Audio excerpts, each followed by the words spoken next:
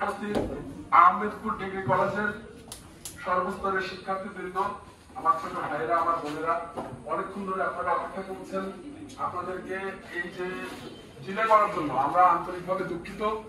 আসলে আজকে রাজনীতি করার কিছু নাই, আমরা রাজনীতি করতে আসি নাই, আমরা আপনাদের সাথে একটু কথা বলতে আসছি, আপনাদের সাথে আলোচনা করতে আসছি। আজকে যে স্মরণ সভার আয়োজন করা হয়েছে, এই স্মরণ সভার ঠিক 1 বছর আগের ইতিহাস আপনারা সকলেই জানেন। আজকে এই 24-এর গণ অভ্যুত্থানে আপনারা জানেন বাংলাদেশের সাধারণ শিক্ষার্থীরা কিভাবে রাজপথে নেমে এসেছিল, কিভাবে অকাতরে প্রাণ দিয়েছিল এবং তারপরে একটি নতুন বাংলাদেশের সূচনা হয়েছিল, আপনারা সকলে জানেন। আর তার ধারাবাহিকতায় আমি মনে করি স্টেক হোল্ডার আহমেদপুর কলেজে একটা এই আন্দোলনের স্টেক হোল্ডার আমি মনে করি। কারণ 24-এর গণ অভ্যুত্থানে অন্য কোনো কলেজ না নামলেও এই আহমেদপুর ডিগ্রি কলেজের এই সাধারণ শিক্ষার্থীরা কিন্তু রাজপথে নেমেছিল। এজন্য আমরা আন্তরিকভাবে আমার উপজেলা ছাত্র দলের পক্ষ থেকে আপনাদেরকে শুভেচ্ছা, অভিনন্দন ও কৃতজ্ঞতা জানাচ্ছি। সাথে আপনাদের কাছে আমি একটু আলোচনা করতে চাই, আপনারা কেন ছাত্রদল করবেন, ছাত্রদলের ইতিহাস কি। জাতীয়তাবাদী ছাত্রদল 1979 সালের 1 জানুয়ারি ঢাকা বিশ্ববিদ্যালয়ের মধুর ক্যান্টিনে বসে আমাদের বাংলাদেশের, যিনি স্বাধীন বাংলাদেশের ঘোষক ছিলেন শহীদ প্রেসিডেন্ট জিয়াউর রহমান, সেই মধুর ক্যান্টিনে বসে বাংলাদেশ জাতীয়তাবাদী ছাত্রদল প্রতিষ্ঠা করেছিলেন। তার পরবর্তীতে একটি স্বনির্ভর বাংলাদেশ গড়ার লক্ষ্যে উনি জাতীয়তাবাদী ছাত্রদলকে একটি সহায়ক শক্তি হিসেবে প্রদর্শন করেন এবং দায়িত্ব অর্পণ করেন। এই জাতীয়তাবাদী ছাত্রদল 1979 সাল থেকে বাংলাদেশের যে কোনো সংকটের সংগ্রামে ব্যাপক ভূমিকা রাখে, অগ্রণী ভূমিকা রাখার জন্য বাংলাদেশে একটি জনপ্রিয় ছাত্র সংগঠন হিসেবে বাংলাদেশ জাতীয়তাবাদী ছাত্রদল পরিচিত পায়। এবং শহীদ প্রেসিডেন্ট জিয়াউর রহমানের যখন ওনাকে হত্যা করা হলো, শহীদ প্রেসিডেন্ট জিয়াউর রহমান মারা যাওয়ার পরে এই দেশ যখন একটা ক্রান্তি লগ্নে পৌঁছালো, তখন ঠিক 1982 সাল থেকে 1990 সাল পর্যন্ত জাতীয়তাবাদী ছাত্রদল কিন্তু রাজপথে আন্দোলন সংগ্রাম করেছে স্বৈরাচার এরশাদের বিরুদ্ধে। এবং 90 সাল পর্যন্ত একাধারে একদম 9 বছর জাতীয়তাবাদী ছাত্রদলের এই ছেলেরা, এই মেয়েরা রাজপথে নেমে আন্দোলন সংগ্রাম করার জন্য স্বৈরাচার এরশাদ পতন হয়েছিল 90 সালে। এবং বেগম খালেদা জিয়াকে বিপুল ভোটে বিজয়ী করে এই সংসদে বসিয়েছিলেন এই জাতীয়তাবাদী ছাত্রদল।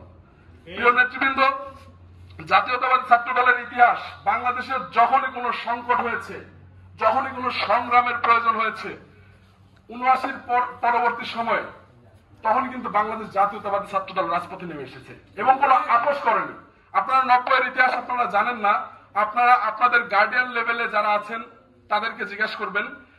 90-এ কিন্তু ছাত্রলীগ তারা কিন্তু স্বৈরাচারের সাথে সাথে কিন্তু মানে নিকো করে ফেলছিল, তারা কিন্তু এক হয়ে গেছিল। ওই শিবির, ছাত্র শিবির, তারাও কিন্তু স্বৈরাচারের সাথে সাথে এক হয়ে গেছিল।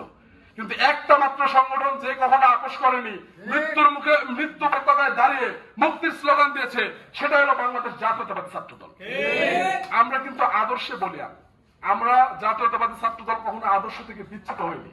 আমাদের বিপদ এসেছে, আমি ব্যক্তিগতভাবে আমি জাতীয়তাবাদী ছাত্রদল করি, এখানে অনেক ছোট ভাইরা আমাকে চিনে, আমরা কখনো লাঠিও ধরিনি, আমরা অস্ত্র তো দূরে থাক, লাঠিও কখনো ধরিনি।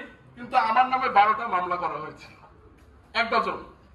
12টা মামলা করার পরে আমি 2-3 বছর, 4 বছর আমি এলাকায় থাকতে পারিনি, যাযাবরের মতো ঘুরে বেড়াতে হয়েছে।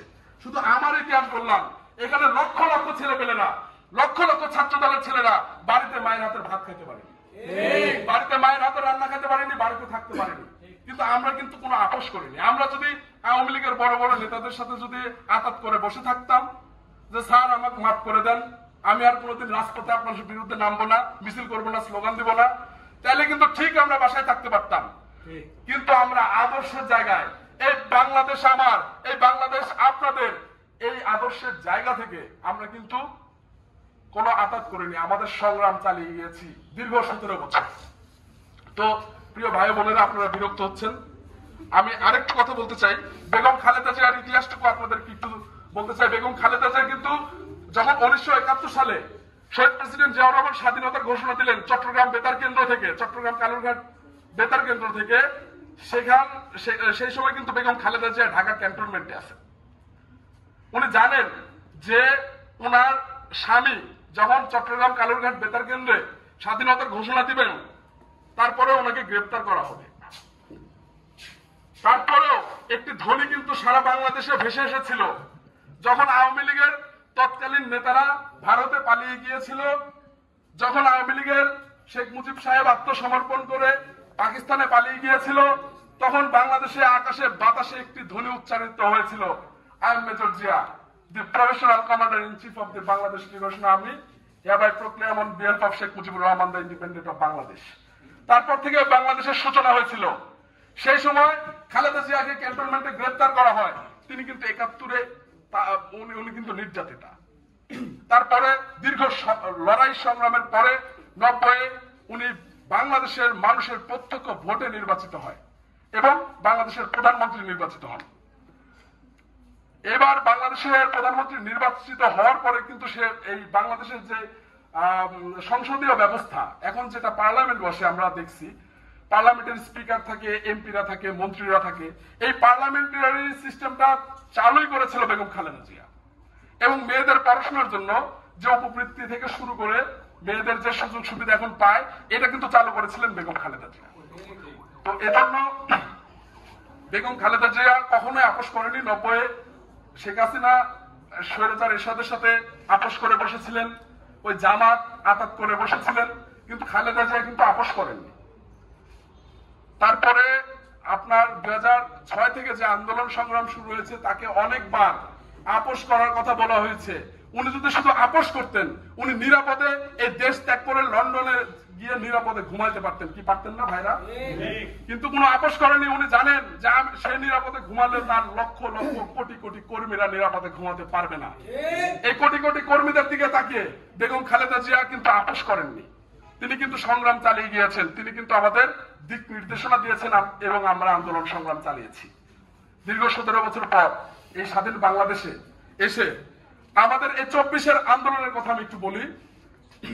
24-এর আন্দোলনের জাতীয়তাবাদী এখন তো অনেকে স্টেক হোল্ডার হয়ে গেছে, বাপ দাদার পৈতৃক সম্পত্তি মনে করছে 24-এর গণঅভ্যুত্থান। কিন্তু 24-এর গণঅভ্যুত্থানের কথা আমি বলি, এই 24-এর গণঅভ্যুত্থানে যদি কোন ছাত্র সংগঠন সবচেয়ে বেশি প্রাণ হারায়, সেটি হলো বাংলাদেশ জাতীয়তাবাদী ছাত্রদল। 144 জনের রক্তের উপর দাঁড়িয়ে এই 24-এর গণঅভ্যুত্থান সৃষ্টি হয়েছে। জাতীয়তাবাদী ছাত্র দলের 144 জন সদস্য নিহত হয়েছে, কত হাজার আহত হয়েছে সেটার হিসাব নাই। এবং একদম ইউনিয়ন থেকে, ওয়ার্ড থেকে ইউনিয়ন পর্যায়ে, ইউনিয়ন থেকে থানা পর্যায়ে, জেলা পর্যায়ে লক্ষ লক্ষ নেতা কর্মীরা রাতে ঘুমাতে পারেনি বাসায়। তারা 17 বছরের যে রোলার স্ট্রিম চলেছে তাদের প্রতি, এটা আসলে কল্পনা করা যায় না। আমরা দেখেছি তো সেই সময় এনসিপিরা কারা কারা ছিল, তারা কোথায় ছিল আমরা কিন্তু দেখছি, আমরা কিন্তু ভুলে যাইনি। ছাত্র শিবিরেরা কোথায় ছিল, তারা বাসায় ছিল। এনসিপিরাও কিন্তু নিরাপদে বাসায় ঘুমাতো ভাইরা, কিন্তু আমরা কিন্তু ঘুমাতে পারিনি, আমরা কিন্তু সংগ্রাম করেছি। তো আজকে এই স্টেক হোল্ডার নিয়ে 24-এর গণঅভ্যুত্থান কারো বাবার সম্পত্তি মনে করে, কেউ মনে করে যে এই গণঅভ্যুত্থান আমরা সৃষ্টি করেছি, আমরাই করেছি। হ্যাঁ, বৈষম্য বিরোধী ছাত্র আন্দোলন এটা আমাদের একটা ব্যানার ছিল, ওটা ব্যানার ছিল, কিন্তু নেতৃত্বে ছিলাম আমরা, নেতৃত্ব দিয়েছি আমরা, সবচেয়ে ম্যান পাওয়ার সার্ভ করতাম আমরা। রাজপথ ওই দখল করার যদি দায়িত্ব কেউ নিত, জাতীয়তাবাদী ছাত্র দলের কর্মীরা নিত। ওই রাস্তা বন্ধ করে দাও, অবরোধ করে দাও, ব্লকেট কর্মসূচি কোথা থেকে আসলো? তারেক রহমানের এটা কিন্তু মাস্টার মাইন্ড ছিল জনাব তারেক রহমান। এই বাংলা ব্লকেট, আপনার মনে আছে বাংলা ব্লকেট কর্মসূচি করা হয়েছিল, ঘোষণা দেওয়া হয়েছিল, মনে আছে? এইটার কিন্তু মাস্টার মাইন্ড ছিল জনাব তারেক রহমান, এবং আমাদের উপরে নির্দেশ ছিল এই বাংলা ব্লকেট সফলভাবে কিভাবে এই সফল করা যায়, সেটার জন্য আমাদের অক্লান্ত পরিশ্রম করার কথা কিন্তু জনাব তারেক রহমান আমাদের জানিয়ে দিয়েছিল, এবং আমরা রাজপথে ছিলাম। প্রিয় ভাই ও বোনেরা, বাংলাদেশ জাতীয়তাবাদী দল বিএনপি এর সাথে কোনো দলের তুলনা হয় না, এর সাথে কোনো দলের তুলনা হয় না। 30 লক্ষ মামলা, 30 লক্ষ আসামি, 90 লক্ষ মামলা নিয়ে হিমালয়ের মতো মাথা উঁচু করে দাঁড়িয়ে থাকা দলটির নাম বাংলাদেশ জাতীয়তাবাদী দল। এই দলের আসলে ইতিহাস আপনারা আরো জানবেন, আরো পড়বেন। আপনাদের শহীদ প্রেসিডেন্ট জিয়াউর রহমানের ইতিহাস পড়ার জন্য অনুরোধ করছি, বেগম খালেদা জিয়ার ইতিহাস পড়ার জন্য অনুরোধ করছি। শুধু আপনারা দল করবেন এজন্য না, আপনারা তো একজন বাংলাদেশের মানুষ, বাংলাদেশের নাগরিক। এই বাংলাদেশে কিভাবে কোন সংকট এসেছে, কোন সংগ্রাম এসেছে, এগুলো তো আপনাদের অ্যাটলিস্ট জানা উচিত না? আপনারা তো আগামী দিনের ভবিষ্যৎ। বাংলাদেশে আপনারাই কেউ হবেন ম্যাজিস্ট্রেট, এখানে আপনারাই কেউ হবেন হচ্ছে ব্যারিস্টার, কেউ হবেন মাস্টার, কেউ হবেন প্রফেসর, কেউ হবেন লিডার। তো আপনারা যদি ভবিষ্যৎ বাংলাদেশের একটি যদি আপনারা সহায়ক শক্তি হিসেবে কাজ করেন, তাহলে আপনাদের বিগত ইতিহাসগুলো জানা লাগবে। কারণ কার কি চরিত্র এটা আপনাদের জানতে হবে। তা আপনারা ভাই ও বোনেরা, আপনাদের কাছে অনুরোধ, আপনারা যে কারো কথায়, যে কারো ইয়েতে আপনারা কান দিবেন না। এবং এটাতে করে যাকে তাকে ট্রল করা, আমি দেখি যে জাতীয়তাবাদী ছাত্র দলকে নিয়ে ট্রল করা হয়, ছাত্রলীগ আর ছাত্র দলকে মিশাই ফেলায় দেওয়া হয়, বলে যে দুটা একই, মুদ্রার পিটার পিঠ। এটা বলে না, অনলাইনে দেখা যায় না, মুদ্রার পিঠ পিঠ। 17 বছর তারা এসি রুমে ঘুমাইছে, আর আমরা 17 বছর ঘুমাতে পারিনি। কি মুদ্রার পিঠ পিঠ হলো? তারা নিরাপদে বাসায় থাকতো, আর আমরা ওই যে পড়ার টেবিলে যে বয়সে থাকার কথা আমাদের, সেই বয়সে ওই ম্যাজিস্ট্রেট কোর্ট থেকে জজ কোর্ট থেকে হাইকোর্ট থেকে সুপ্রিম কোর্টে দৌড়াতে আমাদের স্যান্ডেল ক্ষয় হতো। প্রিয় ভাইয়ের আমার, তাদের সাথে আমাদের তুলনা করলে হবে না। আমরা নিশ্চিত মৃত্যু জেনে, নিশ্চিত হামলা হবে জেনে, নিশ্চিত মামলা হবে জেনে আমরা কিন্তু মিছিল করেছি, মিটিং করেছি। তারা কি করেছে? তারা সুবিধাবাদী ছিল, তারা একটি স্বৈরতন্ত্রকে আঁকড়ে ধরে রাখার চেষ্টা করেছিল, আর আমরা একটি স্বৈরাচারের প্রোটোকল ভেঙে দেওয়ার কিন্তু আন্দোলন সংগ্রাম আমরা করেছি। প্রিয় ভাইয়ের আমার, তো মৃত্যু পতাকায় দাঁড়িয়ে যে কেউ মুক্তির স্লোগান দিতে পারে না। ভাইয়ের আমার, মৃত্যু পতাকায় দাঁড়িয়ে বাংলাদেশ জাতীয়তাবাদী ছাত্র দল স্লোগান দিয়েছে, আমরা দিয়েছি। তাই এই বাংলাদেশের আগামীতে যে কোনো ধরনের সংকটের সংগ্রামে, যে কোনো ধরনের শিক্ষার্থীদের যে কোনো ধরনের সমস্যায় আমরা বাংলাদেশ জাতীয়তাবাদী ছাত্র দল আপনাদের পাশে থাকতে চাই। আপনাদের যে কোনো ধরনের সমস্যায় আমরা যদি আপনাদের পাশে দাঁড়াতে পারি, আমরা মনে করব যে আমরা একজন গর্বিত ছাত্র সংগঠন। তো আপনাদের যে কোনো সমস্যায় আমাদের জানাবেন। আমাদের ছাত্র দলের প্রতিনিধি এখানে আছেন, আমাদের সভাপতি আছেন, সেক্রেটারি আছেন, সহ আরো যারা আছেন, তাদেরকে জানাবেন আপনাদের যে কোনো সমস্যায় তারা পাশে থাকবে ইনশাল্লাহ। এবং তাদের যদি আপনারা পাশে না পান, সরাসরি আমাকে ফোন দেন, আমি আপনাদের পাশে থাকবো ইনশাল্লাহ। আপনাদের কাছে আমি আন্তরিকভাবে আবার ক্ষমা চেয়ে নিচ্ছি, অনেকক্ষণ গরমের মধ্যে আপনাদের বসে রেখে বিরক্ত করার জন্য।